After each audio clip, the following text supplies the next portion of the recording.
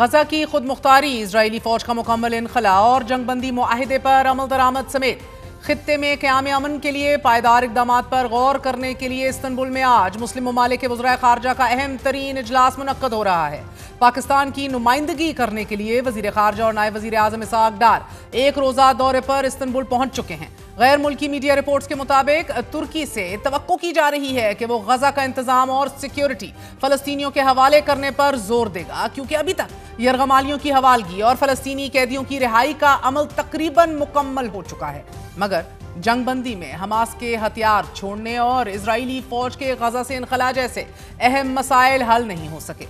इस दौरान जंगबंदी के बावजूद इजराइल ने गजा पर मुसलसल बमबारी जारी रखी और अमन मुआहिदे को मजीद कमजोर करता रहा। रॉयटर्स के मुताबिक मुस्लिम ममालिक के वज़राए ख़ारजा इजलास में तुर्किया के वज़ीर ख़ारजा मुस्लिम ममालिक पर जोर देंगे कि वो जंगबंदी को मुस्तकिल अमन में तब्दील करने के लिए मिलकर अमली इक़दामात उठाएं, क्योंकि इजराइल जंग बंदी खत्म करने के बहाने तलाश कर रहा है। साथ ही तुर्क वज़ीर ख़ारजा जोर देंगे कि गजा में जाने वाली इंसानी इमदाद बहुत कम है और इजराइल ने इस सिलसिले में अपनी जिम्मेदारियां पूरी नहीं की। गुज़िश्ता हफ्ते ही नाज़रीन, उर्दन और जर्मनी के वज़राए ख़ारजा ने ISF के लिए अक़वाम मुत्तहिदा की मंजूरी हासिल करने पर जोर देते हुए कहा था कि इस फोर्स के लिए बैनुल-अक़वामी कानून की वाज़ेह बुनियाद होना जरूरी है। जबकि दूसरी जानिब वज़ारत ख़ारजा बयान में कहा गया है कि पाकिस्तान इंसानी इमदाद की बिला रोक टोक फरामी और गजा की तामीर नौ का मुतालबा भी करेगा, जबकि 1968 से पहले की सरहदों पर मबनी एक आज़ाद, काबिल अमल और मुत्तसिल रियासत फ़लस्तीन के क़याम के अज़म का इआदा करेगा।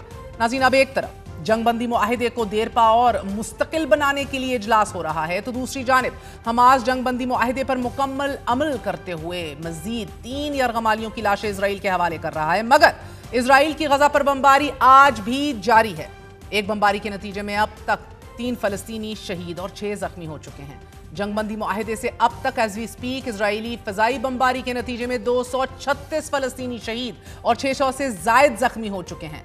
गजा के अलावा इजरायली फोर्सेस और आबादकारों ने मगरबी किनारे में भी 3 फलस्तीनियों को शहीद किया है। टाइम्स ऑफ इजराइल के मुताबिक 3 इजरायली कैदियों की लाशों के बदले 45 फलस्तीनी कैदियों की लाशें वापस की जाएंगी। मगर माहिरीन का यह कहना है कि इजराइल बमबारी की वजह से बाकी 8 लाशों की तलाश बहुत मुश्किल हो गई है, क्योंकि इजराइल मुसलसल मगर वक्फे से फिजाई बमबारी जारी रखे हुए है। साथ ही ये भी अहम है कि गजा में सैकड़ों टन मलबा मौजूद है और इसी वजह से हमास के लिए मुश्किल होगा कि वो तमाम लाशें ढूंढ कर रेड क्रॉस के हवाले करे।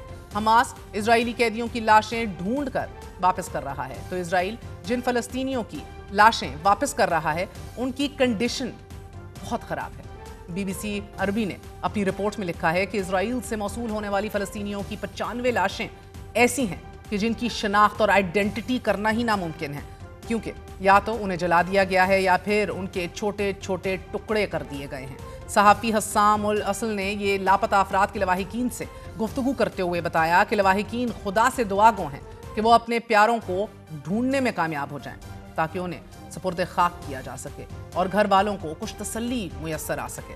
तहम बहुत सी लाशें ऐसी हैं कि जिन्हें कोई शनाख्त नहीं कर पाया और जिन्हें बाद में एक इज्तिमाई कब्र में नामालूम करार देकर दफन कर दिया गया है। सहाफ़ी हस्साम उल हसल के मुताबिक दर्द और सदमे का यह सिलसिला यहीं तक महदूद नहीं, क्योंकि चंद लाशों पर तशद्दुद के निशानात हैं। कुछ लाशों के गलने सड़ने के बायस उनमें ताफुन पैदा हो चुका है। गजा में फ़लस्तीनी वज़ारत सेहत के डायरेक्टर जनरल मुनीर बर्श ने BBC को यह बताया कि नासिर हस्पताल पहुंचाई गई लाशें इंतहाई ख़राब हालत में हैं। कुछ लाशों के सर और सीने पर तशद्दुद के निशानात पाए गए, जबकि कुछ को करीब से गोलियां मारकर कत्ल कर दिया गया। यही नहीं बल्कि कत्ल करने के बाद लाशों को जलाया गया, मस किया गया, कुछ को टुकड़े टुकड़े किया गया।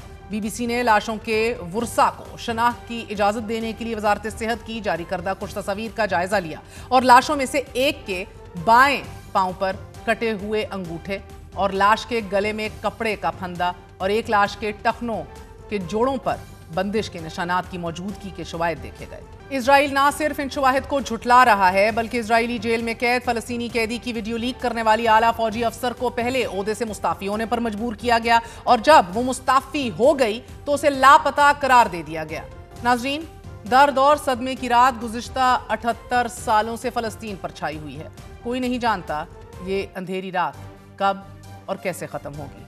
प्रोग्राम में आगे बढ़ते हैं। गुज़िश्ता हफ्ते इस्तंबुल में पाकिस्तान और अफगान तालिबान के दरमियान होने वाले मुज़ाकरात और अफगानिस्तान में कायम हुकूमत से मुतल्लिक आज DGISPR ने सहाफ़ियों से गैर रस्मी गुफ्तगू की है। दुनिया न्यूज़ के मुताबिक DGISPR लेफ्टिनेंट जनरल अहमद शरीफ चौधरी ने कहा है कि अफगानिस्तान से जुड़े मामलात का हल सिर्फ वो हुकूमत है कि जो अवाम की नुमाइंदा हो। सहाफ़ियों को ब्रीफिंग देते हुए लेफ्टिनेंट जनरल का यह कहना था कि पाक अफगान झड़पों में 206 अफगान तालिबान फौजी और 112 ख्वारिज मारे गए। उन्होंने कहा कि दहशतगर्दों से कभी बात नहीं हो सकती। अफगान तालिबान को पाकिस्तान का रिस्पॉन्स फौरी और मौसर था। पाकिस्तान के रिस्पॉन्स के वही नताइज निकले कि जो हम चाहते थे। DGISPR का मजीद कहना था कि अफगानिस्तान की शराइत मायने नहीं रखती, दहशतगर्दी का खात्मा अहम है।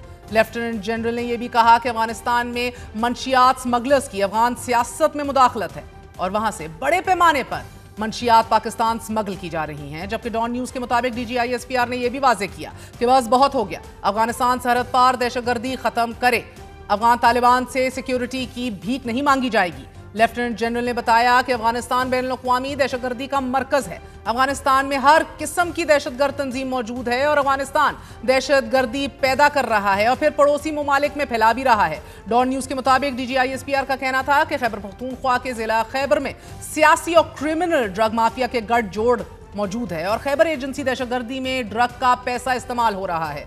जबकि तीरा में दहशतगर्दी के सबसे ज्यादा वाकयात हुए। तर्जुमान पाक फौज ने यह भी वाजे किया कि मुल्क में 2025 के दौरान 62,000 से ज्यादा ऑपरेशंस किए गए और इस दौरान ऑपरेशंस में 1667 दहशतगर्द मारे गए। जबकि दहशतगर्द हमलों में 206 सिक्योरिटी एहलकार शहीद हुए। एक सवाल के जवाब में DGISPR का कहना था कि भारत समंदर में एक और फॉल्स फ्लैग ऑपरेशन की तैयारी कर रहा है। तमाम हम नजर रखे हुए हैं और भारत ने जो भी करना है कर ले और अगर दोबारा हमला किया गया तो पहले से ज्यादा शदीद जवाब मिलेगा। बयान इस वजह से भी अहम है क्योंकि भारतीय रियासत बिहार में 6 से 11 नवंबर के दौरान असेंबली इलेक्शन होने जा रहे हैं और इन इलेक्शंस पर असरअंदाज होने के लिए मोदी सरकार पाकिस्तान की सरहद के करीब नाम निहाद ऑपरेशन तरशौल शुरू कर चुकी है। भारत कौन सा फॉल्स फ्लैग ऑपरेशन तैयार कर रहा है, आज DGISPR की प्रेस ब्रीफिंग और डीप बैकग्राउंडर के अंदर कौन कौन सी वजाहतें सामने आई। हमारे साथ सीनियर सहाफी कामरान शाहिद मौजूद हैं इस हवाले से। कामरान साहब अस्सलाम वालेकुम, बहुत बहुत शुक्रिया साथ देने का। कैसी रही आज की बैठक? बहुत, आपको बड़ा मिस किया, आप पता नहीं कहाँ गुम थी, सभी आए हुए थे। तो पहला तो ये हुआ कि मेहर बुखारी साहिबा की तरह। दूसरा ये था कि इस लिहाज से बड़ी कॉम्प्रिहेंसिव थी कि जब से ये टर्की की टॉक खत्म हुई तो जेन में था, मेरे तो जेन में खुद सवाल था कि भाई ये सीज फायर किस चीज़ का सीज फायर है, हमने वहाँ अचीव क्या किया है। तो DGISPR ने दो चीज़ें बड़ी इंपॉर्टेंट बताई। उन्होंने कहा कि जी हमने उनको ये बता दिया है कि ये टेररिस्ट आपके पास है और ये ऑपरेट भी कर रहे हैं। ये सीज फायर का मतलब ये है कि ये यहाँ से यहाँ नहीं आएंगे और यहाँ दहशतगर्दी नहीं करेंगे। ये this is what cease fire is for us. वरना सीज फायर तो पहले भी हो चुकी थी, जब दोहा में बात हुई थी हमारी, ख्वाजा आसिफ वगैरह भी गए थे। और दूसरा उन्होंने कहा कि एक मैकेनिज्म बनाया गया है जो उसके अंदर भी लिखा हुआ है एग्रीमेंट के अंदर, जिसमें आई थिंक कतर और टर्की ये सब उसको वेरीफाइबल एक मैकेनिज्म है, मॉनिटरिंग जिससे की जा रही है कि ये टेररिस्ट उधर तो नहीं जा रहे। क्योंकि पाकिस्तान ने इन टॉक्स में ना अपना, जो DGISPR ने बताया, बड़ा केस स्ट्रांगली प्लीड किया। हमने एम्पल एविडेंस सिर्फ अफगान तालिबान को नहीं दिए, हमने कतर को भी बताया, हमने टर्की को भी बताया। हाँ। तो उस कॉन्टेक्स्ट में जो है ना वो ये बता रहे थे कि अफगानिस्तान में जो लोग कहते हैं अफगानिस्तान से हमारी स्ट्रेंथ आएगी, अफगानिस्तान स्ट्रेंथ हमारी नहीं, हमारी तो KP से, कश्मीर से, गिलगित से, पंजाब से, सिंध से, बलोचिस्तान से, यहाँ से हमारी स्ट्रेंथ है। तो पाकिस्तान जो है वो अपनी स्ट्रेंथ पे खेलेगा। और दूसरी जो उन्होंने बड़ी अहम बात की, यानी कि हमने स्ट्रेटेजिक डेप्थ वाली जो पॉलिसी है वो तर्क उड़ा के कर रख दी है ना। उन्होंने कहा हमारी स्ट्रेंथ हमारी पावर से है और उससे नहीं है, अपीजमेंट से नहीं है बिल्कुल भी। ये तो उनके अल्फाज थे। तो उसके बाद उन्होंने एक सबसे बड़ी जो प्रेजेंटेशन की है ना, जो हमारे लिए नई चीज़ थी, वो ये कि उन्होंने नेक्सस बताया कि जो अफगानिस्तान में रॉ काश्त हो रही है ओपियम, हेरोइन, और उसके बाद वो तरह तरह की प्रोडक्ट्स में ट्रांसफर होती है KP की खैबर एजेंसी के वादी तीरा में। और उन्होंने बताया कि कितना ये प्रॉफिटेबल बिजनेस है।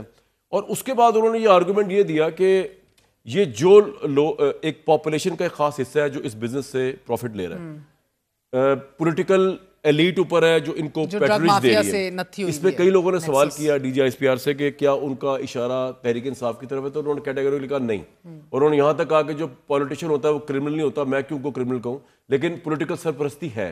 और उस पॉलिटिकल सरपरस्ती की वजह से जो है वो होता ये है कि वहाँ पे जब भी कोई ऐसी बात की जाती है ना, तो जब भी ऐसी ऑपरेशन की बात की जाती है वो कोलेटरल डैमेज पे ले जाते हैं मामले को, वो उसमें ले जाते हैं कि जी यहाँ पे तो पता नहीं क्या। वो असल में कह रहे हैं ये पॉपुलेशन भी साथ मिली हुई है।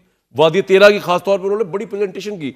उन्होंने हमें दिखाया कि ड्रोन्स के जरिए किस तरह पाकिस्तानी फौज जो है वो पेस्टिसाइड्स के जरिए फसलों को तबाह कर रही है ओपीएम के। तो ये तमाम गुफ्तगू करने के बाद बताया कि अफगानिस्तान और इनके जो है ना वो कोई दिल नहीं मिले हुए, कोई नजरियात नहीं मिले हुए, कोई आइडियोलॉजिकल ऐसा वो नहीं है, ये बिजनेस इलीगल बिजनेस इंटरेस्ट है, ड्रग इंटरेस्ट है।